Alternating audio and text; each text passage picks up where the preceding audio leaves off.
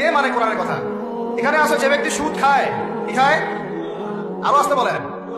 যে ব্যক্তি সুদ খায় সে যেন আল্লাহর সাথে যুদ্ধ করে, নবীর সাথে যুদ্ধ করে। আস্তে আস্তে বলতেছি না আমি কথাটা, মনে আছে? কে মানে কথা? কে মানে? নবীজি বলছেন সুদ যে ব্যক্তি ছাড়ে না সে যেন তার মায়ের সাথে জেনা করে। এগুলো এখন কে কাকে বাস করবেন এগুলা?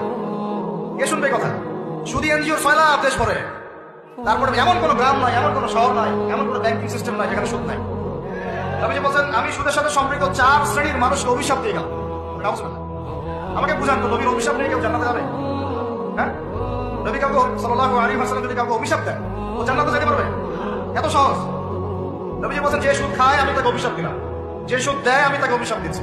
যে সুদ খায়ও না দেয়ও না কিন্তু সাক্ষী থাকে, কি থাকে, আমি তাকে অভিশাপ দিচ্ছি। আর যে ব্যক্তি সাক্ষীও থাকে না কিন্তু লিখে রাখে, আমি তাকেও। বলেন তো এর মধ্যে পড়লো কিনা? সিস্টেমটা পড়ে নাই?